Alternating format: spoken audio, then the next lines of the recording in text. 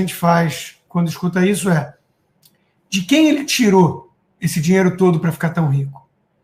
Essa pergunta quem faria, na verdade, é um típico esquerdista. A esquerda, o socialismo, não passa de uma ideologia da inveja. E eles partem da premissa de que riqueza é um jogo de soma zero. Olá, é do Carvalho, melhor canal de corte do YouTube. Opa, eu sei que você não aguenta mais ouvir, eu pedi para você fazer o triplo C, curtir, comentar e compartilhar, mas eu peço porque 4 entre cada 10 pessoas sequer estão inscritas no canal e a maioria não ativa as notificações e nem curte o vídeo e isso prejudica o nosso algoritmo. Então ajuda a gente aí, brigadão. A fortuna de Elon Musk atinge 500 bilhões de dólares, $500 bilhão. Estima-se que ele vai ser o primeiro trilionário da história, né? E a primeira pergunta que a gente faz quando escuta isso é: de quem ele tirou esse dinheiro todo para ficar tão rico? Essa pergunta quem faria, na verdade, é um típico esquerdista. A esquerda, o socialismo, não passa de uma ideologia da inveja. E eles partem da premissa de que riqueza é um jogo de soma zero. Então, se João ficou rico, é porque Pedro ficou pobre e está explicada a miséria no mundo. A miséria é explicada com base na existência de ricos. Não importa que a miséria seja o estado natural da humanidade, não importa que a idade da pedra, a idade do bronze, não tenham acabado por falta de pedra e bronze, todos os recursos naturais que temos estão disponíveis desde sempre para a humanidade. O que aconteceu foi um grande choque de produtividade. As pessoas conseguiram produzir muito mais, com muito menos, e isso fez com que houvesse um enriquecimento geral das populações. Quem está em país mais livre, com propriedade privada mais bem definida, sem a inveja falando tão alto, consegue gerar ainda mais riqueza para si e para os outros dentro do mercado de capitais. Você precisa de financiamento, você precisa de parceiros. Por isso que a figura do fundador da empresa raramente é a figura daquele dono da empresa tradicional que a gente tem em mente como antigamente. O Jeff Bezos não é o dono da Amazon, ele é o maior acionista, mas ele não é o dono, e por aí vai. Isso tudo contrasta muito, né, a admiração que os americanos sentem pelos empreendedores, a compreensão de que eles não roubaram de ninguém para chegar lá, né, contrasta muito com a visão típica de países mais atrasados como o Brasil, onde a ideologia da inveja ainda se cria. Então, nós tivemos essa semana a aprovação aí da questão da reforma tributária. A tabela de imposto de renda ir para R$5 mil de isenção, eu nem acho ruim. É apenas consertar um truque que há todo ano, que é não repor a inflação e com isso ir aumentando, na verdade, a faixa de quem paga imposto de renda. Então eu não sou contra a extensão da isenção para quem tem R$5 mil de remuneração. O que eu sou contra é o resto todo. É o resto todo. É falar que a compensação disso vai ser via aumento de imposto dos mais ricos, dividendos multinacionais e blá blá blá. Aí não. Aí não. Isso não é justiça tributária. E repete-se muita ladainha por aí. Eu postei um texto sobre isso e logo veio a turma de sempre falar: o que não é justo é o empresário pagar menos imposto que a secretária. Que preguiça, blá blá blá. Os 1% mais ricos pagam 40% dos impostos no Brasil. Então não tem nada disso, é mentira. Agora, é preciso lembrar que a narrativa de que os 1% mais ricos ganham 15 vezes mais do que os 20% mais pobres é uma narrativa estatística falaciosa. Por quê? Porque trata o 1%, como aquela turma do Occupy Wall Street, né, os 1%, trata o 1% mais rico como um grupo estanque. É um grupo estanque. Só que não é. Existe mobilidade social, ainda mais em países onde há mais liberdade. As fortunas da Forbes hoje não são as mesmas das fortunas da Forbes há uma década atrás. Muitas famílias perdem dinheiro. Às vezes o fundador é rico e os herdeiros começam a dilapidar o patrimônio. Fala, amigos do canal. Tá gostando desse vídeo? Então não esqueça de deixar o like, comente o quanto quiser e compartilhe com seus amigos e inimigos por um Brasil melhor e mais justo. Inscreva-se no canal e nos ajude a chegar a 1 milhão de inscritos. Não saia daí que o melhor desse vídeo ainda está por vir. Melhor canal de corte do YouTube. Então não existe 1% estanque. Isso é uma falácia, é um truque estatístico. Assim como os 20% mais pobres, tampouco configuram um grupo estanque, até porque tem aí uma questão demográfica. Os mais jovens são mais pobres, estão entrando no mercado de trabalho, ganhando menos, a produtividade mais baixa. Só que o mais jovem, atenção, envelhece. Em uma década, ele provavelmente saiu dos 20% mais pobres.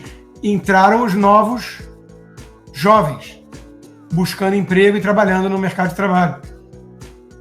Então, estatística pode ser a arte de torturar a verdade para que confesse qualquer coisa.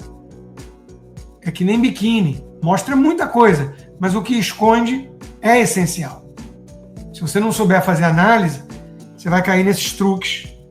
E vai por mim, tá cheio de malandro espalhando essa ideia de que o pobre paga muito imposto e o rico não paga nada, porque eles querem alimentar a ideologia da inveja.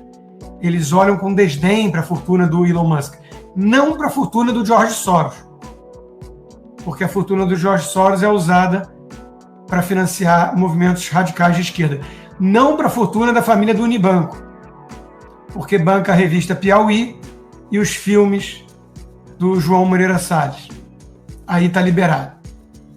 São hipócritas, claro.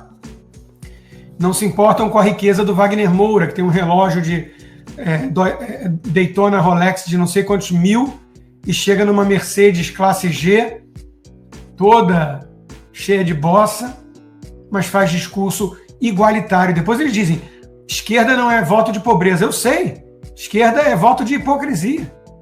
Eu posso ser o mais rico que eu puder, mas se eu prego igualdade, está tudo bem.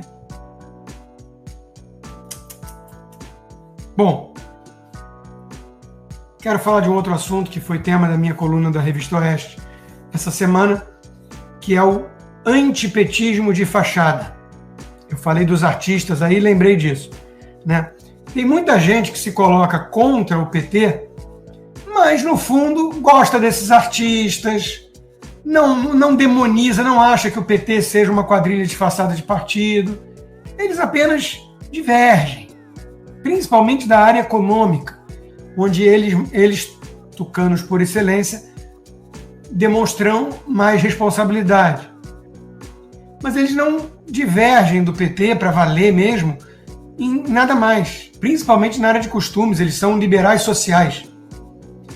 E essa turma é uma turma perigosa, porque eles emprestam suas reputações obtidas em respectivas áreas. Muitos no mercado financeiro ganharam dinheiro, muitos são bem-sucedidos, e eles se colocam contra a polarização política, contra os extremos, mas quando aperta, eles descem do muro sempre do lado esquerdo, direto no colo de um petista.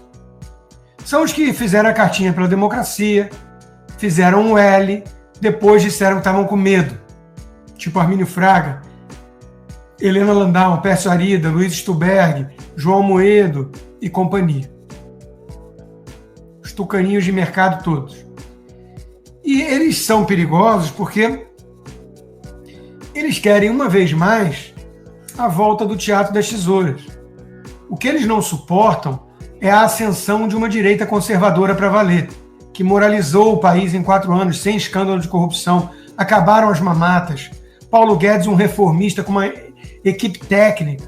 Os outros ministérios também montados de forma técnica. As estatais nas mãos de gente séria. Pararam de dar rombo. Estavam moralizando o país. Eles odeiam esteticamente o Bolsonaro, não suportam o Paulo Guedes, não podem admitir uma coisa dessas.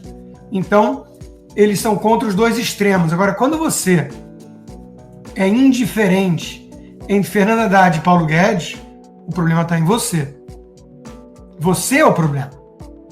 Você é o famoso isentão cafajeste, que finge não se dar conta de que o PT, quando chega ao poder, destrói o Brasil e que o Bolsonaro estava fazendo reformas importantes, benéficas para a nação como um todo, mesmo com uma pandemia, que não foi o Bolsonaro o responsável pelas mortes, a menos que você considere que o lulista Alberto Fernandes, na Argentina, bem ao lado, era cúmplice do Bolsonaro, que morreram basicamente o mesmo número de pessoas em relação à população. Muito obrigado pela preferência, sob censura ainda, né? Muito obrigado e peço encarecidamente que quem quiser apoiar o meu trabalho independente, que é, cá entre nós, o que eu mais gosto, sem demérito a todos os outros, e são vários empregadores, parceiros, mas esse é o que eu mais gosto de fazer. Sou eu e vocês direto aqui, né? Vá lá no rodrigoconstantino.com e considere se tornar um patrono hoje mesmo. Inscreva-se também na minha comunidade do Locals, o conteúdo disponível do que eu produzo está lá, mas de preferência para quem usa VPN, para não ficar na intranet do Xandão. E, se possível, considere se tornar um membro apoiador. Você recebe como recompensa por viabilizar esse trabalho independente conteúdos exclusivos, como toda segunda-feira, tivemos ontem já, Conversa de Boteco. Quartas-feiras temos o Cigar Bar, em que eu procuro responder as perguntas dos apoiadores. Então, vá lá no rodrigoconstantino.locals.com, inscreva-se, gratuito, e, se possível, torne-se um membro apoiador. Obrigado por assistir o vídeo até o final. Se você já chegou até aqui, confere se já está inscrito no canal e se já deixou aquele like generoso. Estamos quase chegando a 1 milhão de inscritos e a sua ajuda é muito importante para levar o canal Olavo Edu Carvalho mais longe. Até o próximo vídeo, meus amigos. E neste momento é muito fácil aos defensores do plano alegar isso é uma teoria da conspiração.